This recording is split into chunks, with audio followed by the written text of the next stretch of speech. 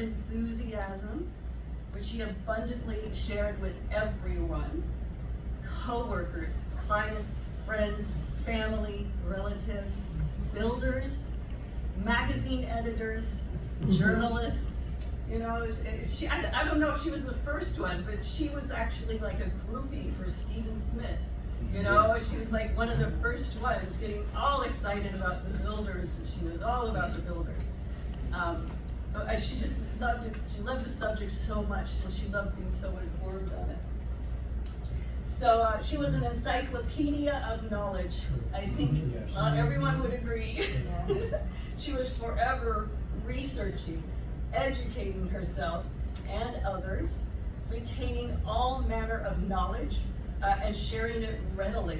It was amazing what her memory recall was. And as for her business, her career, there was always one goal: to help the client achieve the best possible outcome, always. Frequently, that meant working days on end with no days off for months. In the years I worked with her, she cared. We truly, truly cared for what was best for them. I think that is a special kind of agent.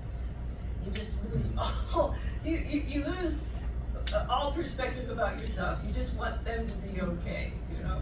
Special kind of agent. So my mom passed away peacefully in her sleep on June 1st, 2025, after a lifetime spent tirelessly nurturing 4 beloved children and cultivating a remarkable career in real estate. She was born in Bloomington, Illinois in 1938, daughter to Francis Kinsella and Irene Sleever.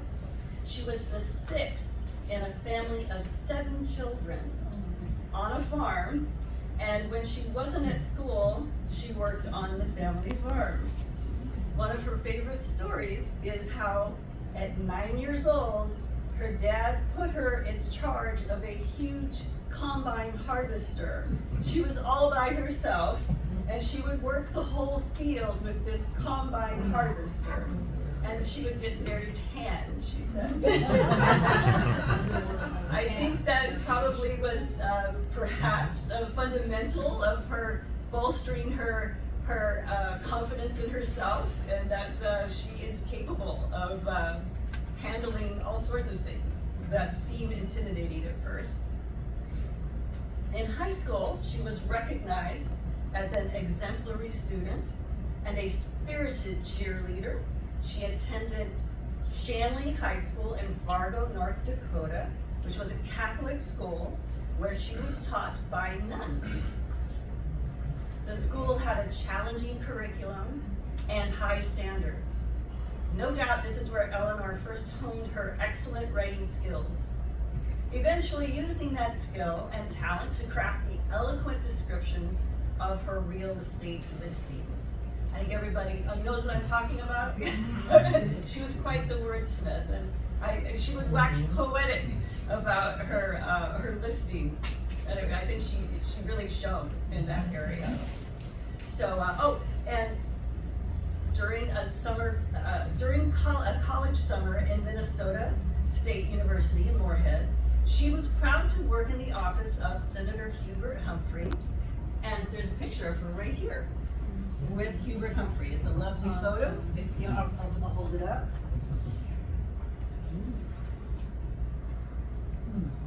There you go.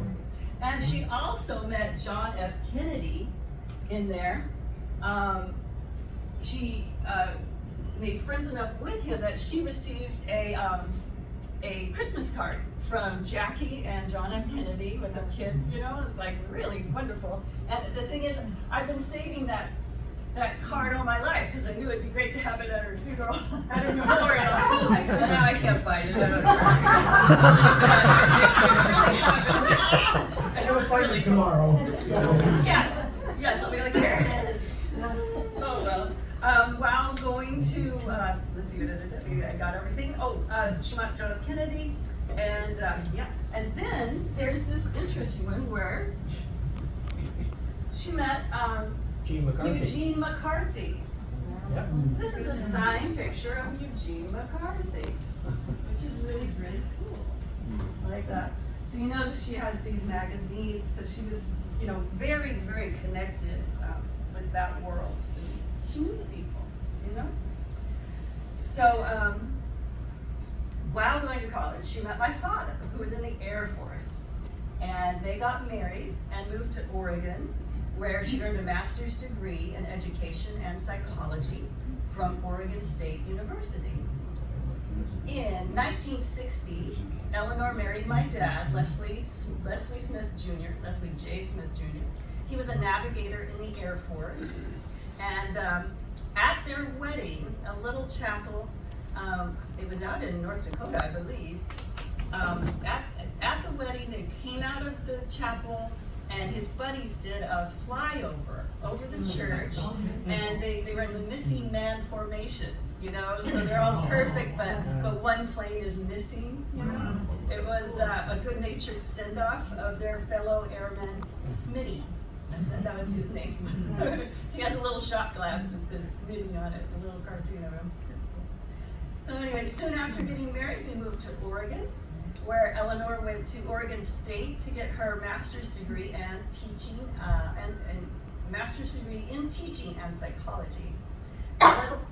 Elinor devoted herself to raising her children with love and intention. They were active, athletic, and well-educated, surrounded by books, lots of books. She really encouraged us to read books, art, and culture. Our parents would take us to national parks and state parks to cultivate an appreciation of the beautiful Oregon and Washington state wilderness. By 1972, there were 4 kids: Jane, my oldest sister, Lynn, who's here, and me, Lori. I go by Laura now, but it's Lori, and Steve. Steve's here too. Hi. Steve is 7 years younger than me. We grew up in Fairwood Greens, if you're familiar. Fairwood Greens had a golf course and a swimming pool, and we would spend our summer days biking to the pool and spending the whole day there, all of us joining the swim team and getting very healthy.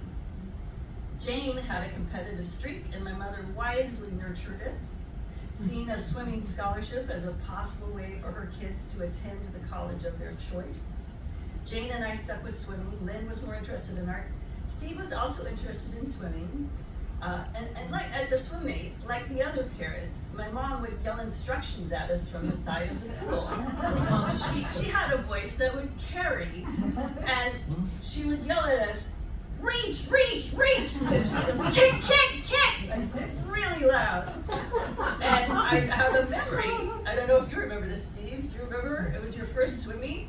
Yeah. And you're in the middle of your lane. Yeah, Go. You stopped and you said, kick. And my brother stopped in the middle and said, I am kicking, I am reaching. You don't need to tell me what to do. Everybody loved it. It was very good. She was really I got out and she called me a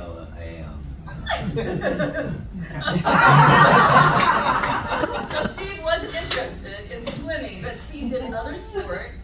He was very, very talented in sports. He was the goalie in soccer. He was the pitcher in baseball. I know you played football, Steve. What position did you play in? halfback. Halfback. Yeah. So he's always very talented. You know, there's the quarterback, the halfback, and the fullback. There you go. Three important players. And if they're a guy, you can pick their name and cheer for them all. Just pick one. It's a good way to get into it. Both Steve and Jane were very popular at school. With my mom's help on their campaigns, you know, how their campaigns for being president of the year and the class. So there were always, Jane and Steve were always class presidents. And about 1978, and then we're switching gears. So in about 1978, Elinor joined Lister Realty. That's Wendy Lister's father's real estate office.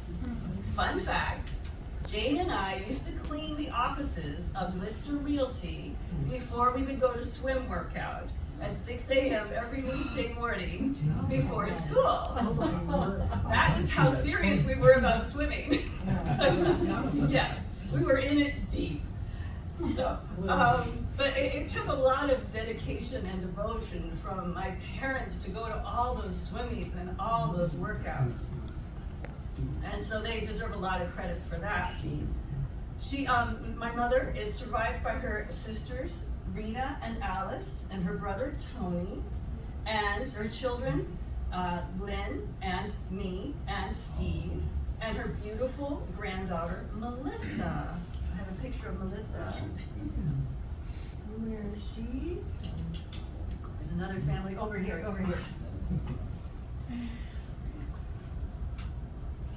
There she is.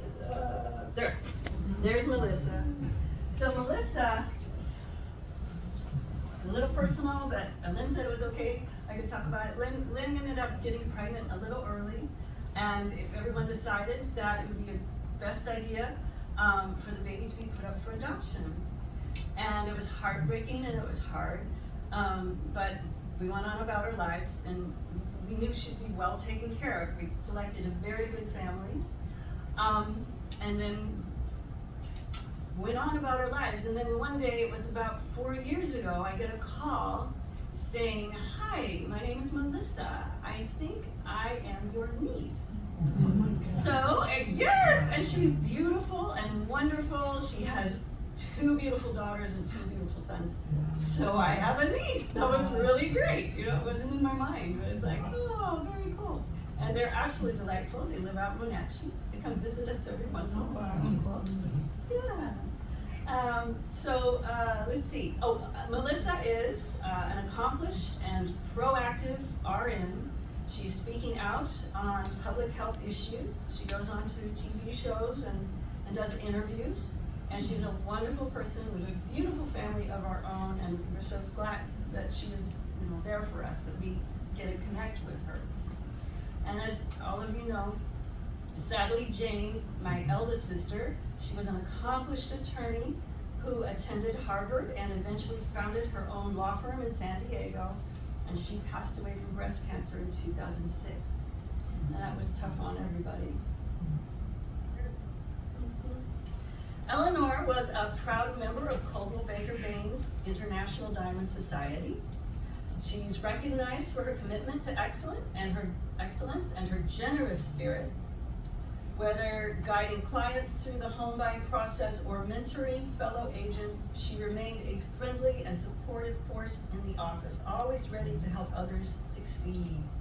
The highlight of Elinor's career was her time at the Coldwell Baker Bain office in Bellevue, where she thrived under the leadership of managing broker Paula Fortier, who is amazing. I wish she were here, but she left early. Anyway, she's in this.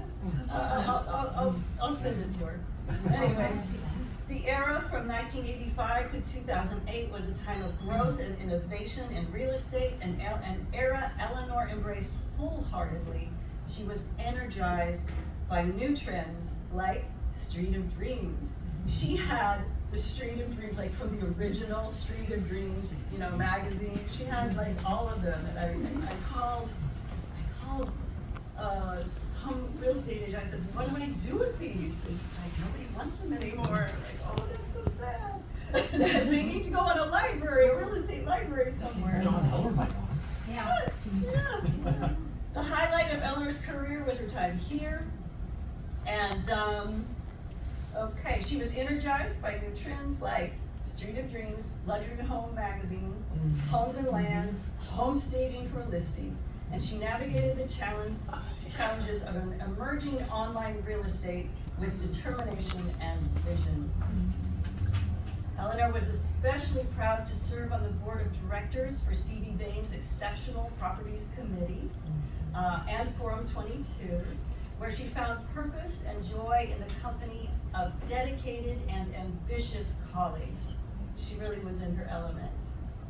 While Elinor has passed, her enthusiasm and dedication will remain an enduring inspiration to all who knew her. Don't you think?